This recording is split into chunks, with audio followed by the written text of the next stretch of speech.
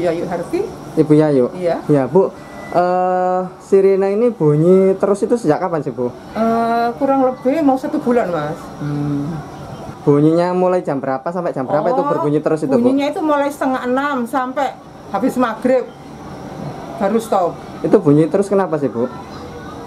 Ya kurang tahu Mas, masalahnya itu kan dari apa itu sirine itu kita juga orang awam Mas ya nggak tahu dari mananya, pokoknya ada kekonsletan tahu gimana saya nggak kurang tahu. Itu warga terganggu nggak sih Bu dengan adanya bunyi seperti terganggu itu? Sekali Mas, apalagi saya yang paling dekat kayak gini nih. Mulai saya buka warung itu jam 5 itu sudah mulai, tidak lama lagi sudah bunyi terus sampai saya tutup sampai habis maghrib masih terus. Bu, itu dengan adanya bunyi pengendara yang melintas itu sering kecelik atau ketipu nggak sih? Oh, sering kecelik sekali. Jadi saya itu ya juga sudah bising kalau ada orang berhenti di depan rumah saya itu saya juga ngasih tahu, suruh terus-terus. Masalahnya itu saya bilang ada kekongsa terus saja lihat kanan kiri, saya bilang gitu. Bu, apa harapan warga, Bu? Harapannya ya supaya stop. Jadi orang lewat itu seperti biasanya bisa enak gitu. Nah, lengkapnya siapa, Bu? Ibu Wiwin Arianti. Bu Wiwin. Iya. Bu, dengar suara sirine di sini tuh sejak kapan sih, Bu? Oh, hampir 3 minggu, 1 bulanan lah, Mas. Sebenarnya dengar suara sirine seperti itu terganggu nggak sih, Bu? Aduh, ya terganggu sekali, bising, nggak bisa istirahat. Iya. Terus, ya dengar sendiri ya tadi, tahu sendiri ya. Terus gitu suaranya sampai sore, sampai mau malam. Sering tak, Bu, terjadi seperti itu? Enggak sih, yo ini 1 bulanan ini, dalam waktu 1 bulan ini. Sebelumnya belum pernah terjadi seperti itu? Enggak. Dulu pernah, tapi penanganannya cepat. Bukan CV yang ini, bukan CV yang baru ini. Di saat terjadi seperti itu, respon warga melapor atau bagaimana, Bu? Sambatan tok. Ya ngomong-ngomong, tapi kan kita mau lapor kemana gitu kan, nggak tahu arah untuk melapornya itu kemana, nggak tahu. Terus ini kemarin ada di situ kan, ada di kota itu ada pengaduan, itu baru ada saya yang telepon ke CV yang bersangkutan, baru ada ini. Ya, Bu, terus harapan warga sendiri apa ini? Yuk cepat diselesaikan lah biar nggak bunyi terus yang bising ini, nggak diulangi lagi gitu loh. Kalau sudah tahu gini kan ada apa sih? Misalnya ada keluar lagi kita bisa langsung telepon gitu. Mau diperhatikan lah si masalah-masalah kayak gini-gini itu. Bikin resah warga juga kan? Nggak masalah sepele. Sabar.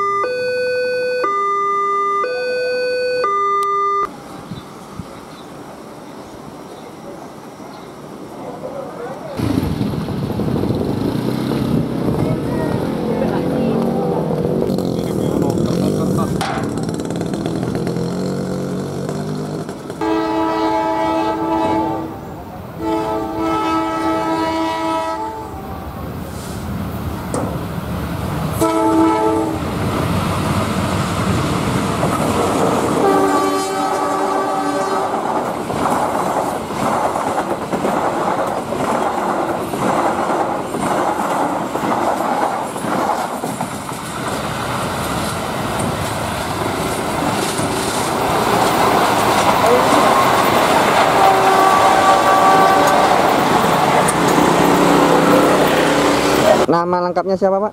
Didik Sudarmanto. Dari mana, Pak? Dari Dinas Perhubungan Sidoarjo. Selaku? Kasih pemeliharaan sarana dan prasarana. Oke. Apa sih, Pak, yang menyebabkan sehingga sirine ini kok bunyi terus ini, Pak? Untuk sirine di sini kemungkinan ini sensornya kurang berfungsi. Dalam arti kan ada 2 sensor, mungkin salah satu sensor yang nggak berbunyi. Kemungkinannya seperti itu. Akhirnya saat kereta masuk itu kontrolnya tidak bunyi, tapi saat keluar jalur jalan ini, kontrolnya baru ini akhirnya akan itunya nyala terus, lampunya sama sirinenya seperti itu. Kemungkinan seperti itu. Terus langkah yang dilakukan tadi ini apa, Pak? Ini sementara masih saya matikan dulu untuk sirinenya dengan jalan membuka panel. Dan untuk pemeliharaan lebih lanjut kemungkinan bisa diperbaiki oleh penyedianya. Siap. Jenengan tetap teng mriku, Pak nggih.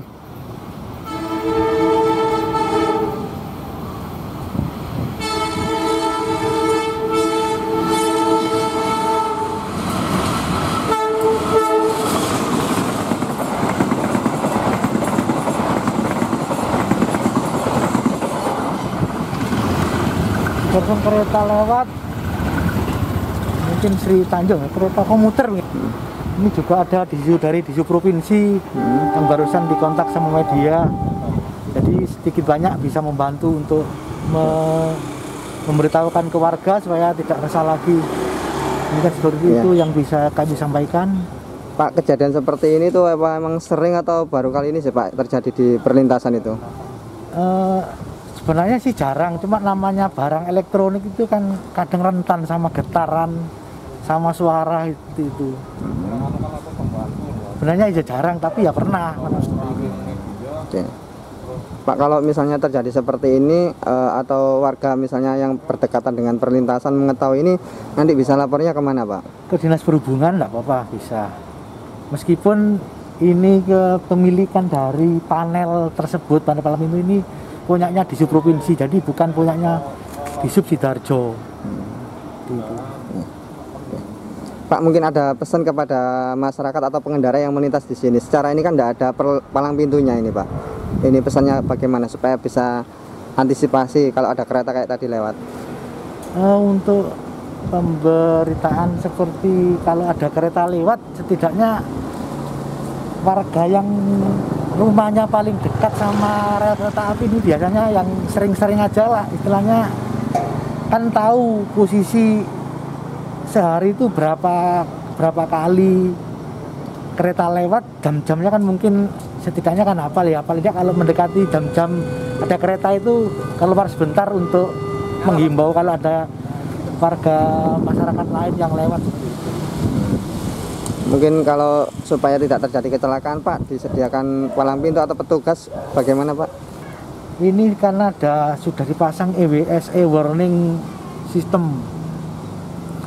Jadi istilahnya tanpa penjaga, tapi sudah ada isyarat seperti itu. Jadi kalau ada kereta lewat, ini nanti ada bunyi sirine seperti itu.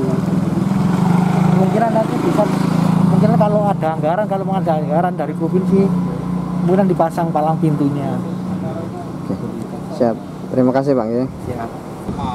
Oke, kan sama ini kan hampir pondok hampir PDT alamat, cuma kan nggak ada itu satu nutup, ini satu buka satu nutup, tapi satunya rusak, entah itu sing akhirnya tetap merah terus.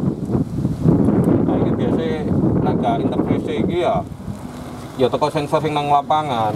Ini kan ditanam berapa meter itu. Ini sing pirang meter kan kadang ada 500 meter, ada yang 1 kilo itu kan kecepatan, tapi mendekati stasiun kan nggak sama. Komponen tetap kita kan bantu cuma meminimalisir ya permasalahan awal. Jadi untuk nanti ke depannya tetap ada tindak lanjut dari ini Mas ya. Dari yang pemasang Salah iki ketoke salah iki.